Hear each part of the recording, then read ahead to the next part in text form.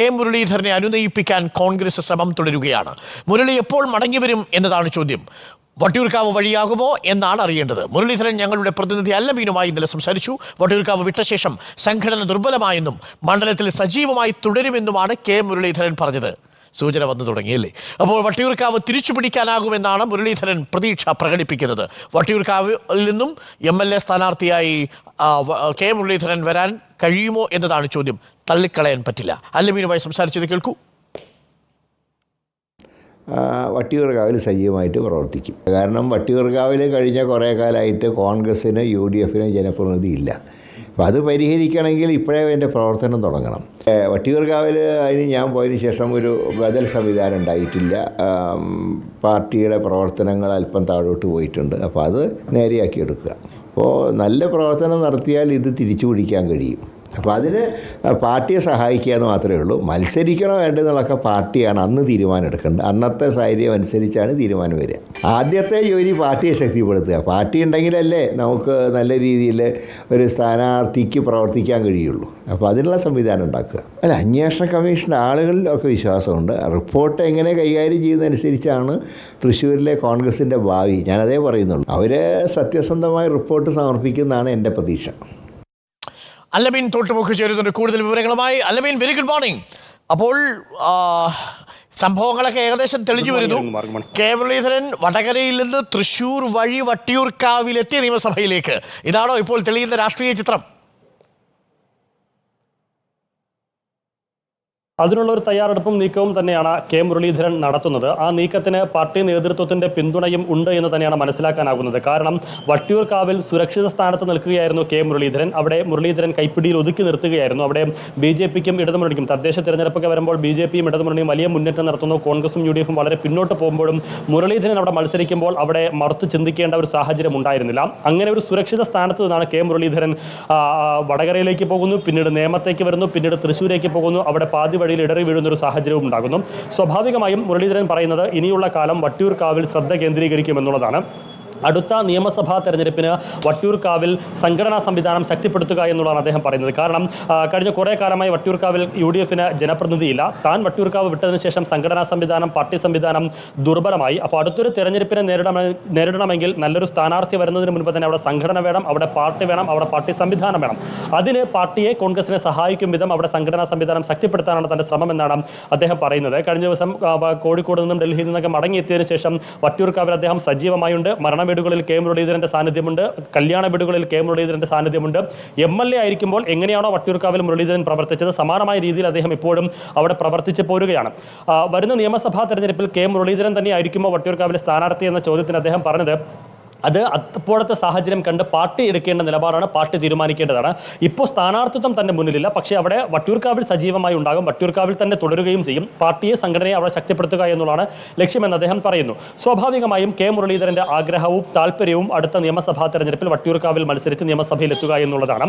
ആ നിയമസഭാ തെരഞ്ഞെടുപ്പിനെ നേരിടുന്നതിന് മുമ്പ് സംഘടനാ സംവിധാനം ശക്തിപ്പെടുത്തുന്നതിന് വേണ്ടിയുള്ള ഇടപെടൽ മണ്ഡലത്തിൽ സജീവ സാന്നിധ്യമായി അദ്ദേഹം തുടരുകയും ചെയ്യും. മറ്റൊന്ന്, പാർട്ടിയാണ് അക്കാര്യത്തിൽ തീരുമാനമെടുക്കേണ്ടത് അവിടെ ആര് സ്ഥാനാർത്ഥിയാകണമെന്നുള്ളത്. കെ മുരളീധരനെ മാറ്റി നിർത്തിയാൽ മറ്റൊരു നല്ല സ്ഥാനാർത്ഥിയെ കോൺഗ്രസിന് അവിടെ അവതരിപ്പിക്കാനില്ല എന്നുള്ളത് പ്രധാനപ്പെട്ട ഒരു ഘടകം.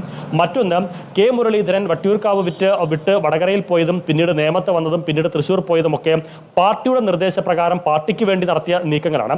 അതുകൊണ്ട് തന്നെ ഹൈക്കമാൻഡ് ഈ മുരളീധരൻ ഇത്തരത്തിലുള്ള അതൃപ്തിയൊക്കെ പരസ്യമാക്കിയതിന് പിന്നാലെ ഹൈക്കമാൻഡ് സംസ്ഥാന നേതൃത്വത്തിന് നൽകിയിരിക്കുന്ന നിർദ്ദേശം എല്ലാ തരത്തിലും കെ മുരളീധരനെ പരിഗണിക്കണമെന്നുള്ളതാണ്. കാരണം തൃശ്ശൂരിൽ അദ്ദേഹം പരാജയപ്പെട്ടത്, അദ്ദേഹം ഇപ്പോൾ പാർലമെന്ററി രംഗത്ത് നിന്ന് മാറി നിൽക്കേണ്ടി വന്നത് അത് പാർട്ടി തീരുമാനത്തിന് വഴങ്ങി രംഗത്തേക്ക് വന്നതുകൊണ്ടാണ്. അതുകൊണ്ട് അദ്ദേഹത്തെ പരിഗണിക്കണം എന്നൊരു നിർദ്ദേശം ഹൈക്കമാൻഡ് സംസ്ഥാന ഘടകത്തിന് നൽകിയിട്ടുണ്ട് എന്നുള്ളതാണ് മനസ്സിലാക്കാനാകുന്നത്.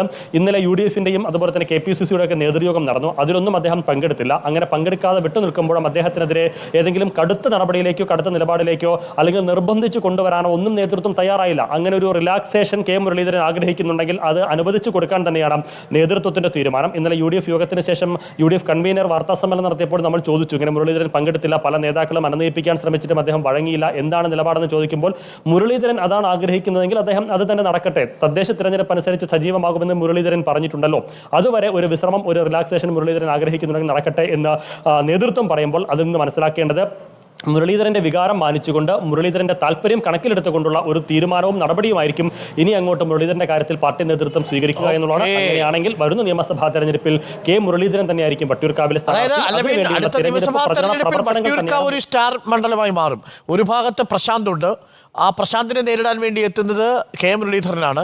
ഒരുപക്ഷെ കുമ്മനം രാജശേഖരനോ രാജീവ് ചന്ദ്രശേഖരോ വട്ടിയൂർക്കാവ് എത്തിയേക്കാനുള്ള സാധ്യതയുണ്ട്. അങ്ങനെ വന്നാൽ അടുത്ത നിയമസഭാ തെരഞ്ഞെടുപ്പിൽ ഏറ്റവും സ്റ്റാർ മണ്ഡലമായിട്ട് വട്ടിയൂർക്കാവ് മാറും. അക്കാര്യത്തിൽ ഒരു സംശയവുമില്ല. പിന്നെ വി കെ പ്രശാന്ത് തന്നെ ആയിരിക്കുമോ അടുത്ത തവണ ഇടതു സ്ഥാനാർത്ഥി എന്നുള്ളൊരു ചോദ്യമാണ്. ഒരു പക്ഷേ പ്രശാന്ത് കഴക്കൂട്ടത്തേക്ക് മാറാനുള്ള സാധ്യതയൊന്നും തള്ളിക്കളയാനാകില്ല. അത്തരമൊരു സാഹചര്യം അല്ലെങ്കിൽ അത്തരമൊരു ചർച്ചകളൊക്കെ അല്ലെങ്കിൽ അത്തരമൊരു നീക്കം CPM-ൽ നടക്കുന്നുണ്ട്. പക്ഷേ അവിടെ മത്സരത്തിന്റെ സ്വഭാവവും തെരഞ്ഞെടുപ്പ് സാഹചര്യവും വരുമ്പോൾ ആരെയായിരിക്കും ഇടതുപക്ഷം സ്ഥാനാർത്ഥിയാക്കുക എന്നുള്ളത് ഒരു പ്രധാനപ്പെട്ട ചോദ്യമാണ്. BJP സംബന്ധിച്ചിടത്തോളം ഈ ലോക്സഭാ തെരഞ്ഞെടുപ്പ് കൂടി കഴിഞ്ഞതോടുകൂടി വലിയ പ്രതീക്ഷ അവരവിടെ പുലർത്തുന്നുണ്ട്. വലിയ വോട്ട് ഷെയർ അവർക്ക് വട്ടിയൂർക്കാവിൽ കൂട്ടാനായിട്ടുണ്ട്. അതുകൊണ്ട് തന്നെ വരുന്ന നിയമസഭാ തെരഞ്ഞെടുപ്പിൽ വട്ടിയൂർക്കാവും അവരുടെ ഒരു പ്രതീക്ഷാ കേന്ദ്രമാണ്, പ്രതീക്ഷയുള്ള മണ്ഡലമാണ്. അതുകൊണ്ട് തന്നെ ആ തരത്തിൽ ശക്തനായ ഒരു സ്ഥാനാർത്ഥിയെ BJP അവതരിപ്പിക്കും.